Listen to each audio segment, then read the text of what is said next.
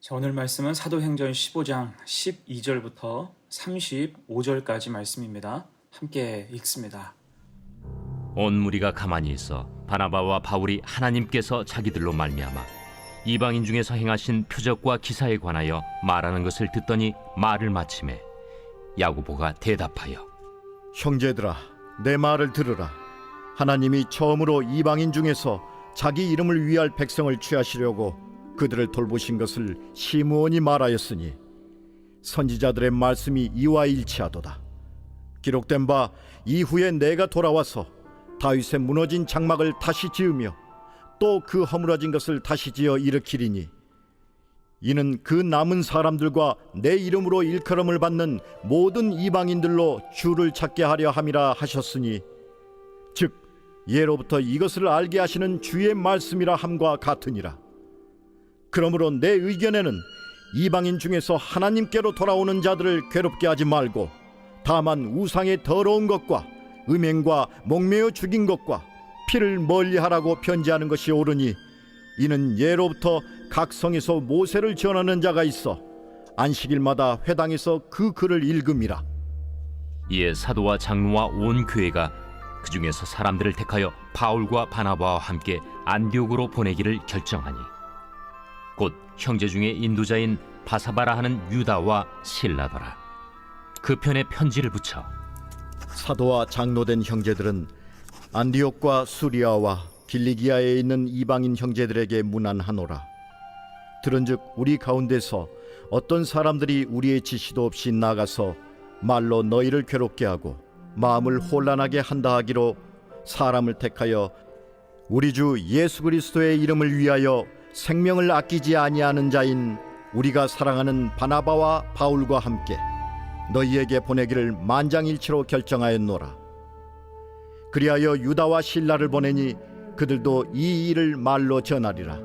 성령과 우리는 이 요긴한 것들 외에는 아무 짐도 너희에게 지우지 아니하는 것이 옳은 줄 알았노니 우상의 제물과 피와 목매어 죽인 것과 음행을 멀리할지니라.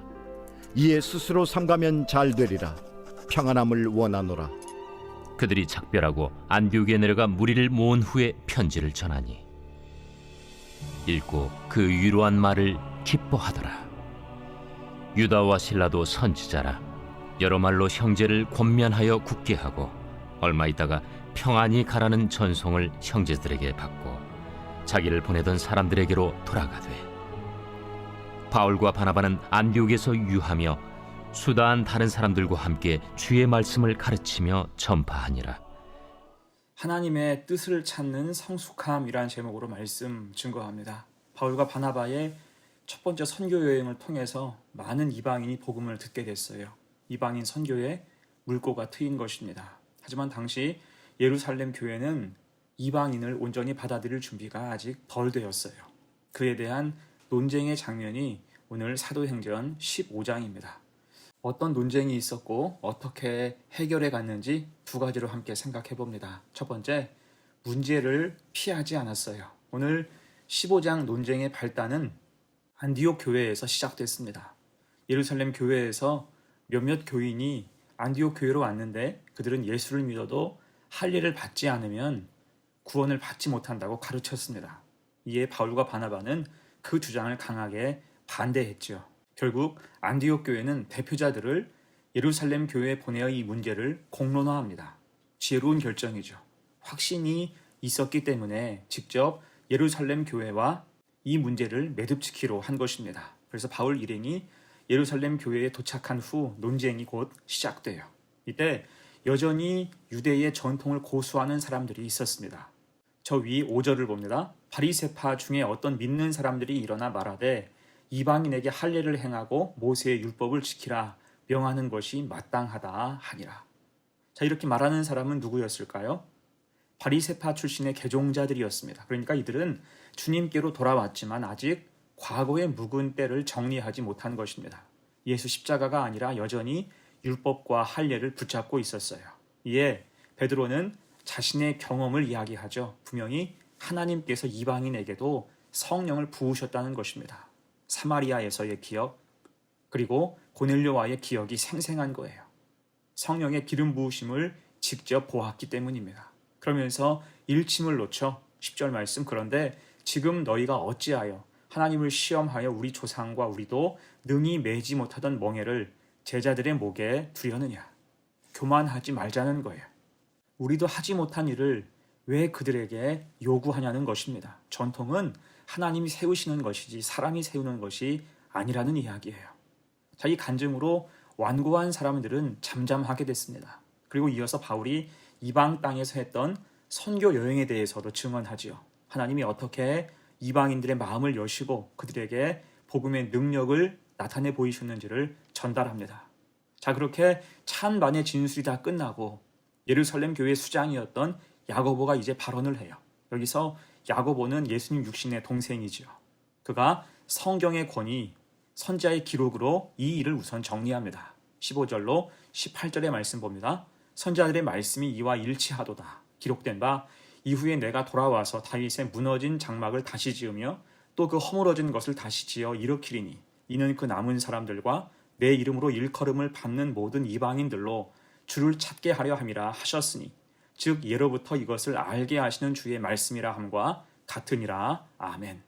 자, 이 말씀은 아모스 9장을 인용한 말씀이죠. 곧 이방인에게 복음이 전달된 게 이미 선지자들의 예언, 곧 하나님의 뜻이라는 것입니다. 그러면서 야고보는 자기 의견을 피력합니다. 19절로 21절의 말씀, 그러므로 내 의견에는 이방인 중에서 하나님께로 돌아오는 자들을 괴롭게 하지 말고 다만 우상의 더러운 것과 음행과 목매어 죽인 것과 피를 멀리하라고 편지하는 것이 옳으니 이는 예로부터 각 성에서 모세가 전하는 자가 있어 안식일마다 회당에서 그 글을 읽음이라 하더라. 아멘. 하나님께로 돌아오는 자를 괴롭게 하지 말라. 이게 결론이에요. 결국 하나님이 옳다는 거예요. 이방인도 한 형제의 교회 안에서 한 성도가 될 수 있다는 것입니다. 여기에 대해서 누구도 반박하지 못하고 반론을 제기하지 못해요. 덧붙여서 야고보는 복음을 받은 이방인들에게도 4가지 금지 조항에 대해서 권고합니다. 우상의 더러운 것과 음행과 목매어 죽인 것과 피를 멀리하라. 그러니까 복음이 이방인들에게 이제 활짝 열렸으니 그들도 과거의 것, 이방인의 풍습과는 확실히 결별해야 한다는 것입니다. 유대인이 고수하던 좋은 신앙의 전통은 인종을 막론하고 유지하는 것이 유익하다는 것입니다. 어떻습니까? 어려운 문제가 다 정리됐어요. 서로 은혜를 나누면서 하나님 뜻을 확인했고 복음은 이제 막힘이 없게 됐지요. 더불어 좋은 신앙의 전통은 계속 유지하도록 지혜를 모았습니다. 신앙의 권위와 교회의 질서를 모두 세운 아름다운 장면이라고 할 수가 있어요. 역시 그래서 교회는 성경의 말씀을 따라야 되고 성령의 인도하심을 사모해야 됩니다. 그런 은혜가 우리 속에도 가득 임해서 결코 반목이 아니라 언제나 지혜로 아름다운 교회를 세워나가는 복된 교회와 성도가 되시기를 간절히 축원합니다. 아멘. 2번째예요. 문제 해결 2번째, 결정사항을 진심으로 적용합니다. 이제 예루살렘 교회는 회의의 결과로 얻은 결론을 즉시 안디옥 교회에 편지로 송달합니다. 23절로 26절의 말씀입니다. 그 편에 편지를 붙여 이르되 사도와 장로된 형제들은 안디옥과 수리아와 길리기아에 있는 이방인 형제들에게 문안하노라. 들은즉 우리 가운데서 어떤 사람들이 우리의 지시도 없이 나가서 말로 너희를 괴롭게 하고 마음을 혼란하게 한다 하기로 사람을 택하여 우리 주 예수 그리스도의 이름을 위하여 생명을 아끼지 아니한 자인 우리가 사랑하는 바나바와 바울과 함께 너희에게 보내기를 만장일치로 결정하였노라. 아멘. 핵심은 2가지. 하나는 실책을 인정합니다. 예루살렘 교회 출신들이 허락 없이 가서 분란을 일으킨 것에 대해서 정중하게 사과하죠. 또 하나는 바울과 바나바의 재파송입니다. 이때 이들을 일컬어서 우리 주 예수 그리스도의 이름을 위하여 생명을 아끼지 아니하는 자라고 소개합니다. 만장일치로 재파송하면서 이제는 그들의 정통성을 인정하고 힘을 실어준 거예요. 자, 그러면서 함께 성령을 고백하고 좋은 신앙의 전통을 준수할 것을 또한 당부하죠. 28절 29절 말씀, 성령과 우리는 이 요긴한 것들 외에는 아무 짐도 너희에게 지우지 아니하는 것이 옳은 줄 알았노니 우상의 제물과 피와 목매어 죽인 것과 음행을 멀리할지어다. 이에 스스로 삼가면 잘 되리라. 평안함을 원하노라 하였더라. 아멘. 곧 우린 이제 성령 안에서 한 공동체가 되었다고 고백하는 것입니다. 오직 예수 그리스도 안에서 하나가 되었으니 같은 믿음을 고백하고 같은 행실로 사명을 감당하자는 거예요. 어떻습니까? 이 편지에 믿음과 진실함이 다 담겨 있습니다. 여러분, 이것이 믿음의 시너지예요.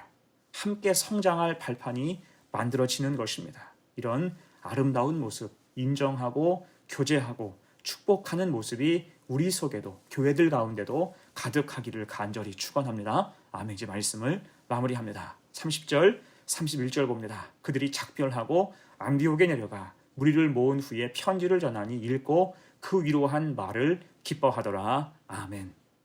이제 안디옥 교회는 예루살렘 교회가 보낸 편지, 통보문을 읽고 그대로 따르기로 합니다. 그러면서 교회 안에 위로와 평안, 기쁨이 가득해졌다라고 기록하고 있어요.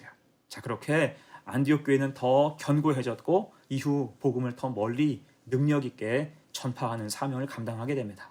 자, 저는 우리 교회도 이런 모습이 있었으면 좋겠어요.